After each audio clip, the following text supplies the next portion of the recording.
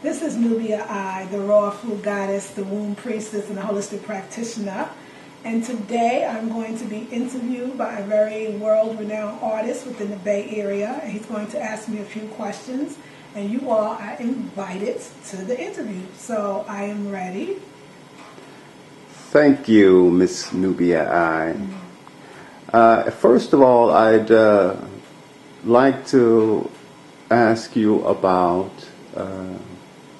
where you're from and your upbringing. Thank you. So yeah, I'm from Brooklyn, New York. I was born and raised in Brooklyn, Brownsville, Brooklyn at that. And so for all you Brooklynites, Beville, never ran, never will, that's where I'm from. That's where I was born, in Kings County Hospital, and I left, but shortly after I turned 5 years old, we moved to Park Slope, Brooklyn, and so I lived there to the age of 14, and then I moved to downtown Brooklyn. I actually moved to the project, my family, the projects, and we lived in Wyckoff projects, and I'm just naming all of them so y'all know that I'm truly representing Brooklyn from my heart. But at the age of about 23, 24, somewhere around there, it's hard to say which one, I moved to California, and I've been here for 21 years, Oakland. Thank you. I understand that you come from a long line of readers. Could you tell me about that lineage? Yes. My mother was definitely a healer. I remember, like I tell people this all the time, but it's interesting about life. When you're in it, you don't realize how unique or fascinating it is, or to have people around you that are healers or readers, as you say, too. But my mother was a healer and a reader. I say was. She passed in 2007 of lung cancer, but a profound woman. Her specialty was she used to read cards and just read people. So, look at you and read you, know what was happening. And she was very much into the metaphysics. I mean, people ask me, well, what religion are you? What church did you go to? We never went to church. We didn't have the traditional Christian background. We had a metaphysical background. My mother would sit with us and talk about how to read cards, how to call up the ancestors, how to burn candles, how to take sacred baths, how to clean your house to promote prosperity. We learned about feng shui, Buddhism, Hinduism, even Islam. I mean, from every aspect. And we learned about science of the mind and Christianity through the metaphysics, which was way different than the traditional way that most people do. And so my mother, yes. But it's interesting because you asked about the long line, and it really was a line. I remember when my grandmother passed, 9 months or 10 months before my mom passed, and somebody had asked me, so what was your grandmother's religion? And I said, wait, religion? I don't know if she had one. She was also a reader, when I heard. She would also read people at the kitchen table. We call them kitchen table readers or kitchen table healers, which is what my mom and my grandmother was. And then I heard that my grandmother's grandmother was also a spiritualist, if you will, within the South in North Carolina. So yeah, indeed, I do come from a long line of readers and healers. But it took me a long time to discover that I was one myself. So I hear what you said. Do you think you appreciated it as it was happening, your introduction to metaphysics and to culture from your mother? When did you begin to embrace it and appreciate it? No, when I was younger, I wanted to be like all the other little kids. I wanted my mom. We used to say, why you just can't be a Christian like everybody else, We knew she was different. And I think why we children tend to want to be like their friends is it's a social thing. So all your friends go to church every Sunday. But Sunday come, you won't go to church. When they ask you what to do or how was church, or even when elders would ask you how was church, you never had a story. When people have biblical quotes or quote the Bible, you could never relate. So you kept thinking that what you had was odd and unusual. I'll tell you, I realize now, it wasn't until my friends would come visit my home And my mom would be so open, or she started reading, or she talking about some metaphysical story. And I saw how their eyes would get so wide and how intrigued they were. And they would say, "You're so lucky. You know, we're forced to go to church, and there's so much things that's going on in church that's not, they say one thing but do another." And this, I wish that I had a mother like yours. And yeah, for a moment you got proud, you felt really good. But overall, it would still come up with what everybody else was talking about, and you wanted to be a part of that. But it really wasn't until I moved from Brooklyn, and I started a life of my own. And when I had a child, even more, but a little bit before that, when my mother and I, what happens for many children and adults is, when you're in a house with your mom, she is the adult, you are the child, you do what she say, yada yada. But when you have the opportunity to move away from your parents, in some cases they become your friend and they treat you as such. And so my mom and I would have hour-long conversations on the phone, via the phone, talking about everything from reincarnation to mediums to word, sound, and power, to metaphysics, to positive thinking, you know, law of attraction. And that's when I really understood that what my mom was the most unique, special, and beautiful thing. And I think that started in my late 20s is when I really embraced my metaphysical background and upbringing. Well, I want to come back to that. I'd like to find out why you felt a need to launch your beauty line, Blackberry Beauty. Yeah, so it really started with, so I have a belief. So basically when you asked me about my mom and my background, back then, 30, 40 years ago, growing up in Brooklyn, we didn't have a name for what that was that my mom was doing. But it was a very holistic approach to life. And so if we're talking about holistic, we're saying that there's a connection between the body, the mind, and the spirit, and beyond, if there is a beyond, which there is. And that everything is connected. That what we eat, it should be in line with what we put on our bodies. And what we put on our bodies should be in line with what we read. And what we read should be in line with who we date. And who we date should be in alignment with what we eat. And we go back and forth. And where we go and the places we hang and the things that we buy.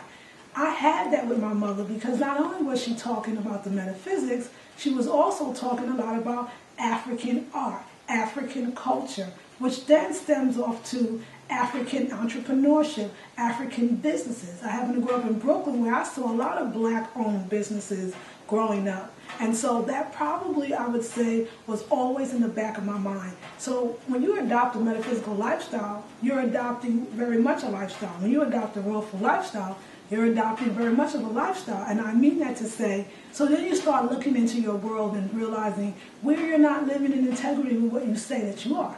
So if you care about yourself and your people, if you know that they're chemically and traditionally and historically that we have been destroyed through chemical warfare, you start to look in your life and see where you can eliminate all chemicals. You start to grow your own fruits and vegetables, so you take part and charge of your life. And so that's what I started thinking about a lot was, how do I start adapting into my lifestyle of vegetarianism, black-centered powerness into my lifestyle? How do I adapt the things that I put on my body? And this is when I started only purchasing black soap from Africans, or only purchasing shea butter as opposed to Nivea and Lancome. And you know what? I don't even know all the names, but y'all know all the names. I always say that to y'all. But just commercial products, because I started being aware and conscious that parabens and all kinds of stuff that I can't pronounce is not good for me. And it wasn't in line with who I wanted to be, who was this natural earth African woman in America. And so when you start to seek, you shall find, right? So when you go out there and look for stuff, there's more to look at. But what really got me started, since I gathered all this knowledge it's funny, I always say 21 years because I think that I was more conscious of gathering the knowledge in California, but actually all my life, because now we know that my mother has so much to do with who I am.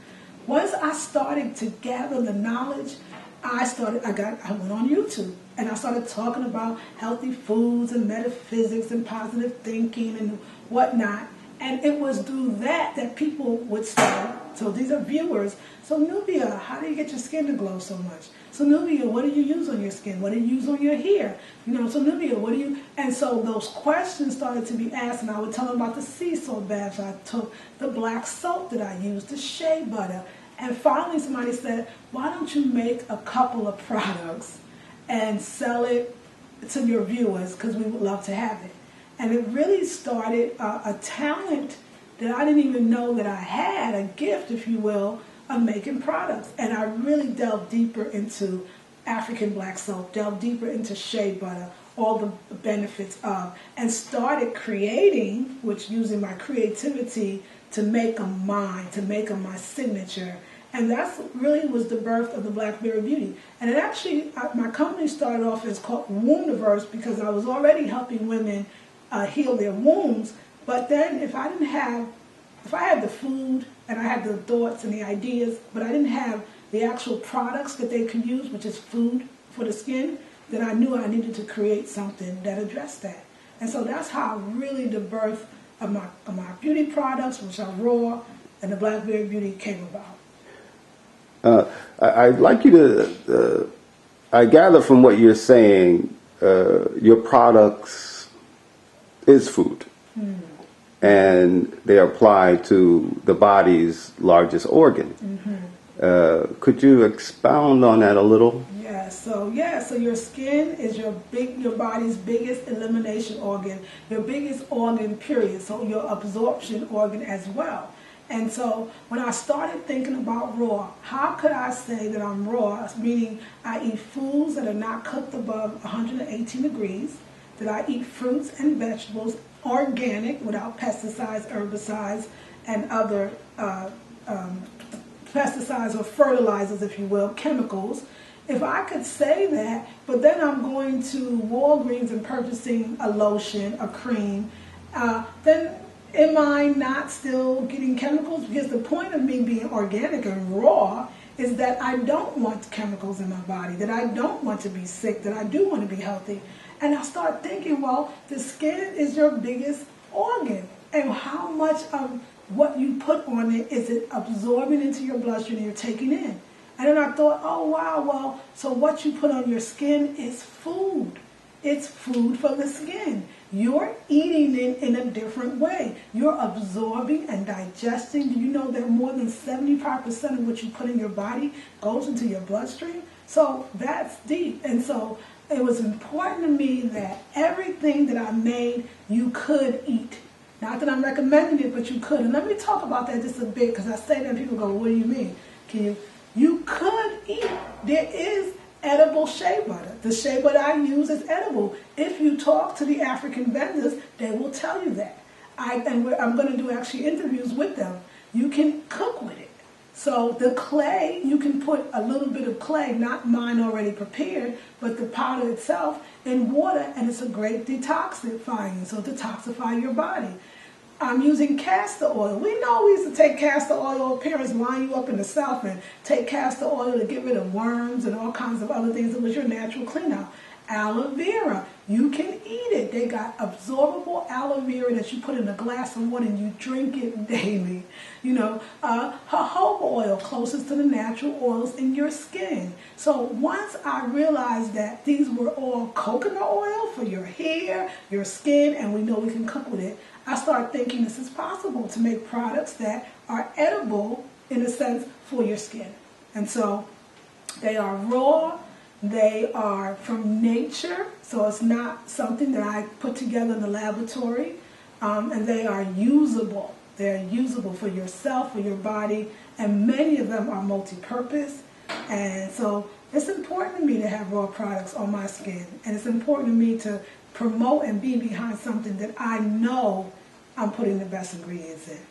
And really that's how I got started with the idea of food or cosmetics, if you will, as medicine, as food. So I've heard you speak about the metaphysic, philosophy, food, and your cultural identity or ideology. How do you think that all ties in, or does it tie in? And would you call yourself the New African? Yeah, I think that's a great question. I think it ties in totally. And I was just thinking about the question when you said it. And what is this idea of the New African? You know, the new Blackberry beauty, right? The new Nubia, the new raw beauty. What is the idea of this thing that we're combining, with the new? I think in our country historically, we know that the revolution, in a sense, was spearheaded in America. And it influenced people from around the world. And I'm being very specific. I'm talking about the Black Power movement. I'm talking about the movement to include ethnic studies into our colleges and our universities. I'm talking about the movement to create food for us, the free lunch program that the Black Panther Party spearheaded and started, which really is the result of that today is the free lunch that we have in school. I'm talking about the ideologies that the Black Panther Party and SNCC brought together about, and all these other wonderful organizations that really made us question who we were as a people, as individuals, and collectively as a group, and how we connected that to the Pan-African movements throughout the world. And so I'm very much into that. That is holistic. That's the part of my art, is reflecting myself. The man that I date is reflecting myself. Even the clothes that I use is reflecting myself. The clothes that I use is reflecting myself.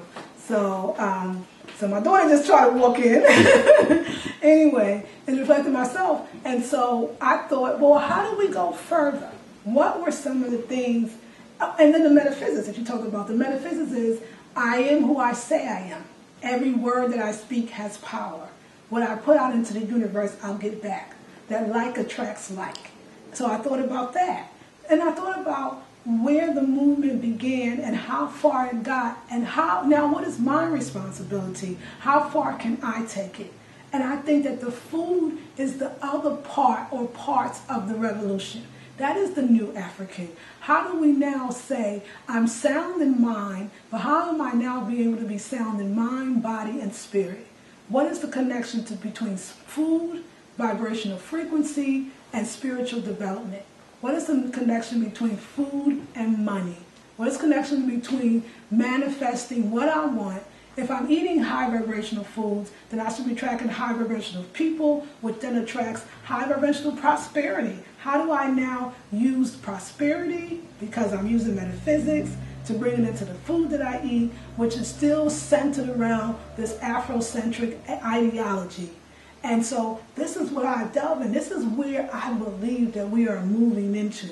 That we not only care about what is happening in our community, that we not only care about police brutality, that we not only care about the media and the negative effect that it's having on our people, but what about the negative effect that the McDonald's is having on our people, that the fast food restaurants are having on our people? What about the negative effect of images that don't look like us is having on our people? And so I'm wanting to really make this a holistic movement through food, through word, through sound, through economic, financial power. Now that's the other piece that I believe is missing. If we become entrepreneurs and we all make products and services and we patronize each other, we can all be wealthy, successful, rich, and still promoting Black pride, joy, happiness, longevity, beauty. We can have all those things. And I think that that's where we're moving to the New African, and I think that Blackberry beauty, raw foods, and our consciousness for purchasing things that appreciate. That's the financial part. We are investing our money every time we buy something. So what are we investing it in? Are we investing it in companies that are bringing sisters and brothers up as a whole and individually? Or are we investing things that really are to our demise, that's bringing us down? And so I'm hoping that I'm encapsulating all these old and new concepts in one. And that's what I call the new African. That's what I think Blackberry Beauty represents. And hopefully that's what I represent as well. Now, I understand that you're also available for lectures and workshops. Yes, thank you. Yes, so lecture and workshops. Seriously, people in my community, I say this all the time.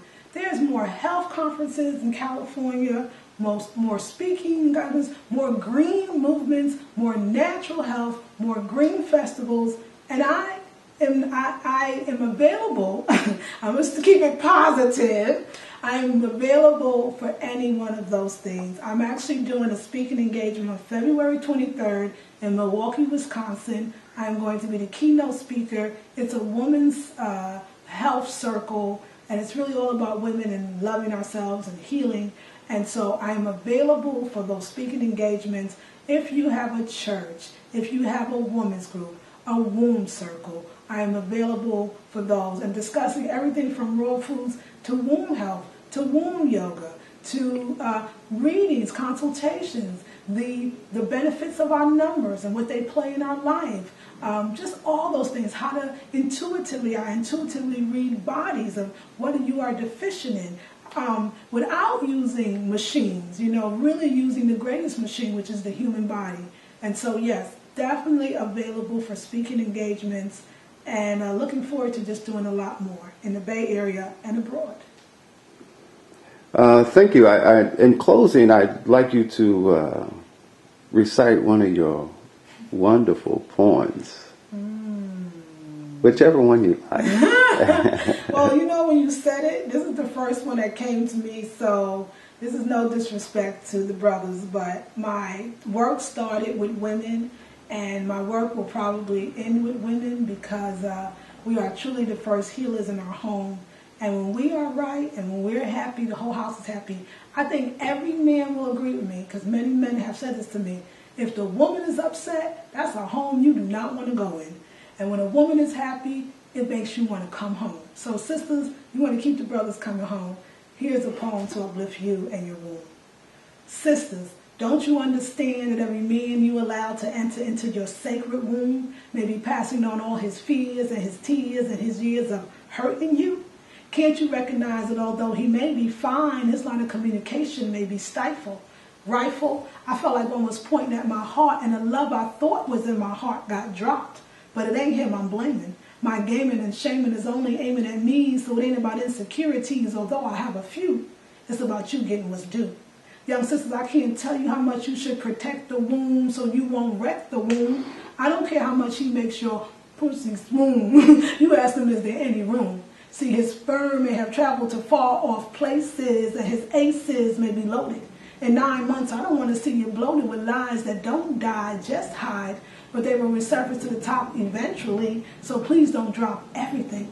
Looking for your daddy, I know, me too, but it's not in him but you, so get a clue. You ain't too young to be asking questions. Don't always be letting him tell his side. Do he cry or hold everything inside? Now this is not a sin, but ask for references from his next of kin. See, true love never ends, so investigate the whole plate. Ask the baby mama what's the drama and believe what she says. All may not be true, but believe me, she knows him better than you. Sisters, I'm almost through. I broke all the rules when I met that fool, so I ain't really trying to school. I'm just trying to get through. Peace and blessings. This is Nubia I, the Rawful Goddess, the Womb Priestess, and a holistic practitioner. And I thank you for sitting here and being with me today. Peace and blessings.